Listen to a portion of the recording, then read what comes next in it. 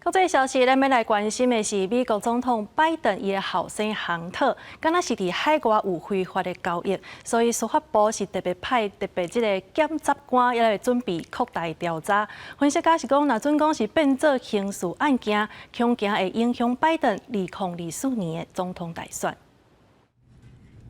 美国司法部长伫11召开记者会，正式宣布联邦检察官韦斯出任特别检察官，对着美国总统拜登后生杭特涉嫌伫海外从事非法商业交易的案件来进行扩大的调查。Mr. Weiss has told Congress that he has been granted ultimate authority over this matter, including the responsibility for deciding where, when, and whether to file charges, and for making decisions necessary to preserve the integrity of any prosecution consistent with federal law, the principles of federal prosecution, and departmental policies. 韦斯接受前总统川普任命，2018年出任德拉瓦州联邦检察官。伫拜登就任了后，韦斯是少数留任的检察官。杭特涉嫌在2009年到2017年期间，伫乌克兰甲其他国家从事非法的商业交易，另外也开设逃走税、非法持有枪支甲使用禁药这案件。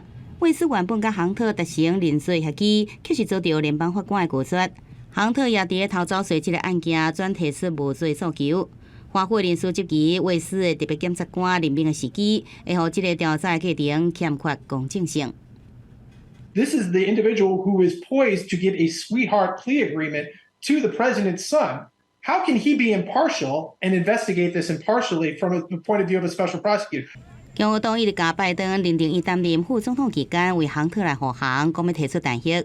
而宣布要参选2024年总统大选的前总统川普，因为被无推翻2029年总统选举的结果，甲其他案件被特检来起诉。现任总统拜登也因为后生牵涉伫调查案件内底，互2024年总统选情是难以预料。公视新闻张淑芬编译。